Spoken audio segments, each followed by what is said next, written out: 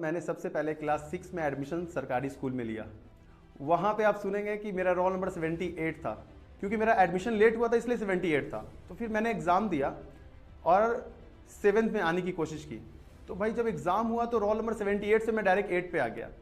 Then after एक साल फिर हुआ और उसके बाद क्लास 8 का जब एग्ज़ाम हुआ तो डायरेक्ट मैं 8 से 1 पे आ गया। मैं ABC सेक्शन मिला के टॉप कर गया और हमारे प्रिंसिपल को मैं बहुत बहुत धन्यवाद देना चाहता हूँ। उस समय हमारे प्रिंसिपल जमा सर हुआ करते थे और उन्होंने मुझे 8800 का स्कॉलरशिप क्लास 8 में दे दिया। अब वो ये बात है आई थिंक 2006 की या 7 की बात है।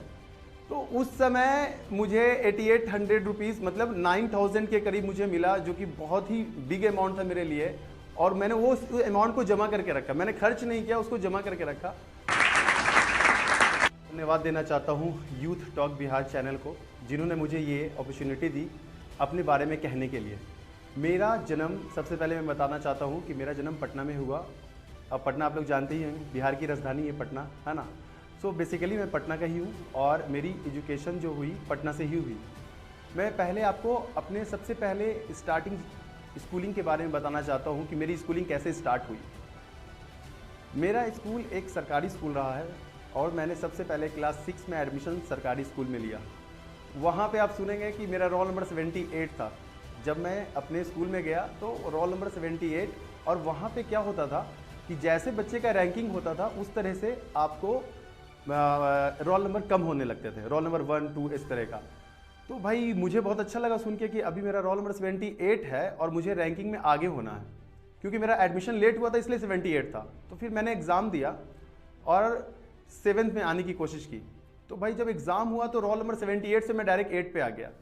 देन आफ्टर एक साल फिर हुआ और उसके बाद क्लास 8 का जब एग्ज़ाम हुआ तो डायरेक्ट मैं 8 से 1 पे आ गया। और वहाँ फ़ायदा ये होता था स्कूल में हमारे कि रोल नंबर जिसका 1 होता है उसका फ़ीस रिड्यूस हो जाता है। तो भाई ये सबसे पहला चीज़ मुझे बहुत अच्छा लगा कि मुझे वहाँ पे स्कॉलरशिप मिला 50% का, यानी फ़ीस मुझे आधा देना पड़ा। और साथ के साथ मुझे नहीं पता था कि क्या हुआ कि मैं ABC सेक्शन मिला के टॉप कर गया। और हमारे प्रिंसिपल को मैं बहुत बहुत धन्यवाद देना चाहता हूँ। उस समय हमारे प्रिंसिपल जमा सर हुआ करते थे और उन्होंने मुझे 8800 का स्कॉलरशिप क्लास 8 में दे दिया। अब वो ये बात है आई थिंक 2006 की या 7 की बात है। तो उस समय मुझे 8800 रुपीज़ मतलब 9000 के करीब मुझे मिला, जो कि बहुत ही बिग अमाउंट था मेरे लिए। और मैंने वो अमाउंट को जमा करके रखा, मैंने खर्च नहीं किया, उसको जमा करके रखा। फिर इसी तरह क्लास 9th में गया, क्लास 10th में गया और मैंने कोशिश किया कि भाई रोल नंबर 1 आ गया है, मुझे रोल नंबर 1 से नीचे नहीं जाना है।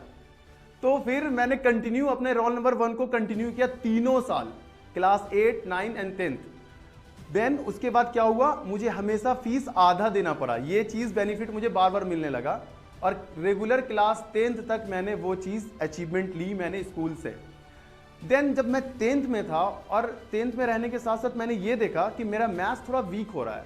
तो मैंने क्या किया, मैथ्स का एक एक्स्ट्रा कोचिंग ज्वाइन कर लिया। और एक्स्ट्रा कोचिंग ज्वाइन करने के साथ साथ मैं क्या किया, घर पे 4 घंटे 6 घंटे ऐसे करके, मतलब अचानक से कोई चीज़ चेंजेस नहीं होता है। पहले मैंने 2 घंटे का अपना स्टडी पीरियड बनाया, फिर 4 घंटे का, 6 घंटे का, 8 घंटे का, ऐसे कर करके मैं रात के 4 बजे तक पढ़ने लगा। एक मेरा दोस्त था दानिश, उसके साथ कॉम्पिटिशन हुआ करता था।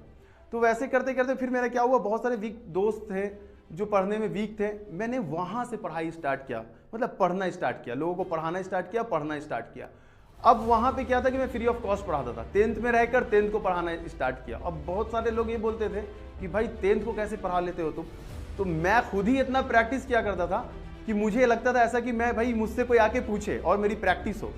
तो मैं फ्री ऑफ कॉस्ट दोस्त को बुलाता था, दोस्त के दोस्त भी बुलाता था, जो दूसरे कोचिंग के बच्चे थे उसको भी बुलाता था। और फ्री ऑफ कॉस्ट सुबह मैं नमाज़ पढ़ता था। नमाज़ पढ़ने के बाद क्या करता था, बच्चे को बुलाकर मैं फ्री ऑफ कॉस्ट पढ़ाने लगता था। देन उसके बाद क्या हुआ, ऐसे ही फ्री पढ़ाते पढ़ाते वो सारे बच्चे भी पास हो गए। उसमें से कुछ बच्चे मदरसे के भी थे जो मुझसे पढ़ना चाहते थे। मेरा ट्रिग्नोमेट्री आज तक बहुत अच्छा रहा है और उनको ट्रिग्नोमेट्री नहीं आया करती थी। तो मैंने क्या किया, उन्हें ट्रिग्नोमेट्री सिखाने लगे मैं। देन आफ्टर 10th मेरा बहुत अच्छा रहा। I am top 15 in Bihar board that time 2009। तो बहुत अच्छा रैंक रहा और उस समय 81% लाना बिहार बोर्ड में अपने आप बहुत बड़ी बात रहा करती थी। तो टॉपर का 81 था, मेरा 78 रहा उस समय। तो बहुत अच्छा, और बहुत हल्ला भी हो गया कि फलाने का लड़का पहली बार बिहार बोर्ड में 78% लेके आया। अब तो कॉन्फिडेंस लेवल बहुत हाई हो चुका था और पढ़ने का जुनून ये था। अच्छा, उस समय मुझे पता नहीं था कि इंजीनियरिंग क्या होता है। फर्स्ट ऑफ ऑल मुझे ये पता ही नहीं था कि भाई इंजीनियरिंग क्या होता है, मेडिकल क्या होता है। बस मुझे ये था कि मैथ्स मेरा बहुत अच्छा है, मुझे करना क्या है, मैथ में मास्टरिंग कर लेना, मैथ में मास्टरिंग कर लेना, मुझे ये पता था। लेकिन जैसे ही मेरा मार्क्स बहुत अच्छा आया, सारे टीचर से कंसल्ट किया, उन्होंने बोला बेटा इंजीनियरिंग करो, तुमको किस चीज़ में इंटरेस्ट है। तो उन्होंने कहा, मैंने बोला सर मुझे बाइक बनाने में बड़ा मज़ा आता है।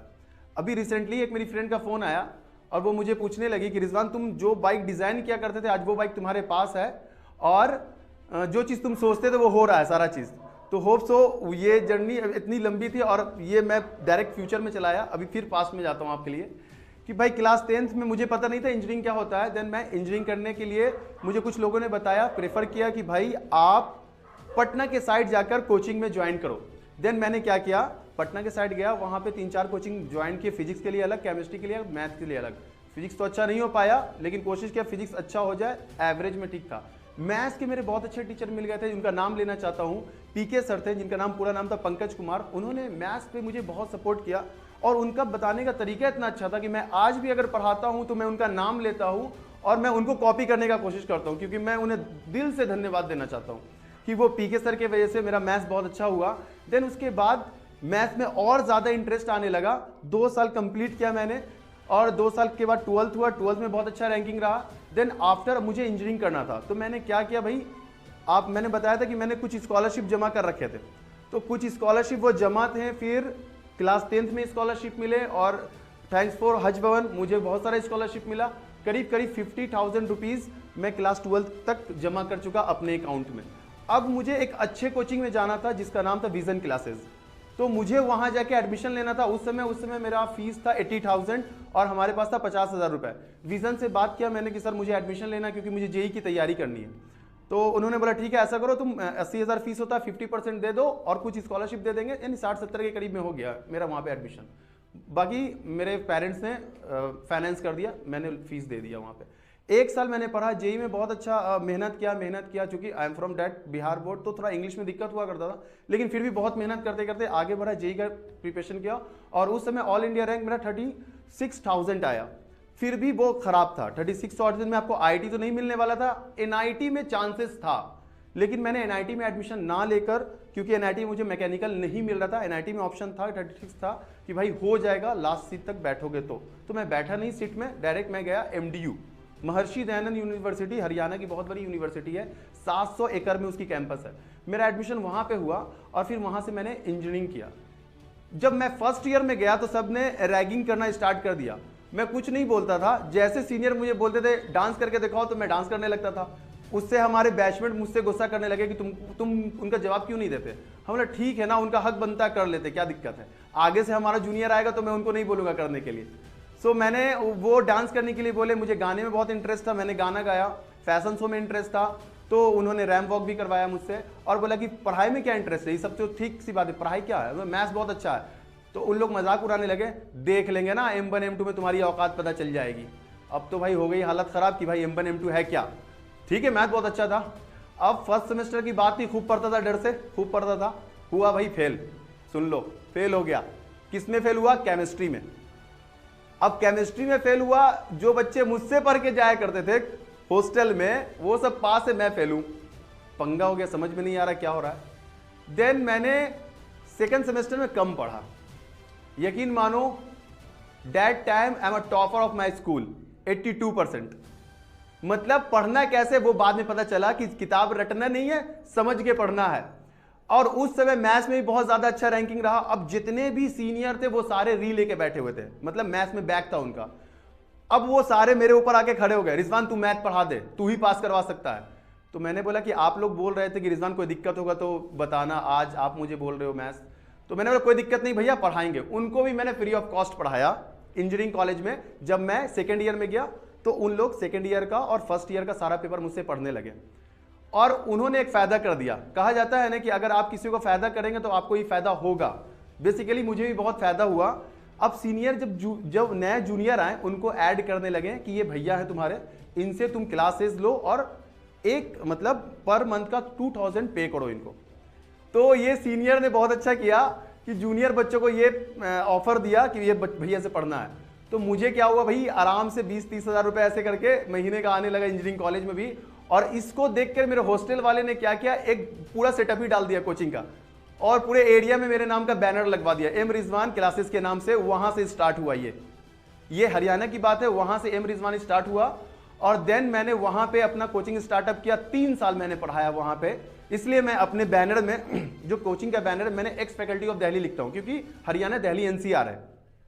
3 साल वहां पे पढ़ाया, फिर 1 साल दिल्ली में रुककर वो सब बच्चे को फिर इंजीनियरिंग कॉलेज वाले को पढ़ाया जो पास आउट हो चुके थे लेकिन मैथ क्लियर नहीं हो पाया था। देन 4 साल वहां पढ़ाने के बाद, अब तो भाई चूंकि मैकेनिकल इंजीनियरिंग किया था, घर से प्रेशर था कि ठीक है भैया तुम आके टीचर बनना चाहते हो टीचर बन जाओ, शुरू से था टीचर बनना है। तो मैंने बोला ऐसा है कि जॉब थोड़ा कर लूँ, थोड़ा जॉब वॉब कर लूँ। तो सबसे पहले जॉब मैंने दिल्ली में ज्वाइन की Hyundai कंपनी। Hyundai कंपनी में मैं क्या था भाई, मेंटेनेंस के जितना भी था सिस्टम पे मैं बैठ के देखता था, क्या क्वालिटी है, क्या खराबी हो रहा, वो सारा चीज देखा करता था। अब सुने, वहां सिर्फ मैंने 3 महीने ही जॉब किया होगा। जैसे ही मुझे पोस्ट आगे बढ़ा, मैंने रिजाइन दे दिया। और उन्होंने पूछा क्यों रिजाइन दे रहे हो, मैंने बोला मुझे कहीं और जाना है। तो क्या था कि मुझे गल्फ का सीन था कि मुझे गल्फ में जाना जॉब करने के लिए। तो वहां से पता चला गल्फ में ONGC में आपको काम करना पड़ेगा। देन आफ्टर मैं गुजरात गया, वहां पे मैंने 6 महीने का काम किया। वहां पे गुजरात में ONGC, जहां पे मुकेश अंबानी की सबसे बड़ी कंपनी है, वहां मैं L&T में था। देन वहां पे 6 महीना काम करने के बाद फिर मुझे लगा कि नहीं, यहां भी सैलरी कम है, अब मुझे विदेश जाना है। देन मैं मुंबई गया और मुंबई में बहुत स्ट्रगल किया। देन स्ट्रगल के बाद सबसे पहले दोस्तों में मेरा सिलेक्शन हुआ, और सिलेक्शन के बाद बोला नहीं जाना है। सिलेक्शन देखो यहां पे बम फूट गया भाई। दोस्त लोग गाली भी देने लगे भाई कि जिसका सिलेक्शन हो रहा है वही नहीं जा रहा, जिसका नहीं हो रहा वो तो रो रहा है, तुम्हारा हो रहा है तो क्यों नहीं जा रहे हो। मैंने बोला नहीं जाना है, अब मुझे पढ़ाना है। बैक टू पवेलियन घर आया। और देन फिर मैंने सबसे पहले, एक मेरे दोस्त थे चांद सर, जिन्होंने मुझे बहुत कोऑपरेट किया, और उन्होंने, मैं तहे दिल से उनको शुक्रिया देना चाहता हूं कि उन्होंने क्या किया, मुझे सबसे पहले एक कोचिंग ज्वाइन करवाया अपने ही फ्रेंड के सर्किल में। उस कोचिंग का भी नाम लेना चाहूंगा, साई कॉन्सेप्ट था। उन्होंने मुझे ठीक है 11-12 का प्लेटफॉर्म दिया। फिर मैंने अपने से स्ट्रगल करके 2-3 स्कूल में गया। फिर मेरा चांद सर जो थे मेरे दोस्त, उन्होंने भी बताया कि इस स्कूल में इंटरव्यू दो। देन मैंने स्कूल में ज्वाइनिंग किया, और मुझे सबसे बड़ा बात, सबसे प्लस पॉइंट क्या हुआ, 11-12 ही मिला। 11-12 ही मिला, तो ये मेरे लिए प्लस पॉइंट हो गया। ये बात है आपको आई थिंक 2017 के लास्ट का। उस समय मैंने वहां से स्टार्ट किया, धीरे धीरे स्टार्ट कर दिया भाई। कुछ अब दूसरे जगह कोचिंग पढ़ाने लगा, स्कूल में पढ़ाने लगा, लेकिन 11-12 स्कूल में भी फुल टाइमर नहीं था, सिर्फ क्लास वाइज जाया करता था। देन उसके बाद क्या हुआ, ऐसे करते करते करते बहुत सारा अपॉर्चुनिटी मिला, ट्यूशन का अपॉर्चुनिटी मिला, और वैसे ही पढ़ाने लगा। लेकिन भाई सबसे बड़ा जो संकट जो पैदा हो गया वो सब कोई जान रहा है, जिसे सब कोई जूझा है, जिसका नाम है कोरोना, है ना। 2 साल कोरोना आ गया। मैंने नया सेटअप भी डाला था लॉकडाउन से पहले, एक दोस्त के साथ, बंद हो गया।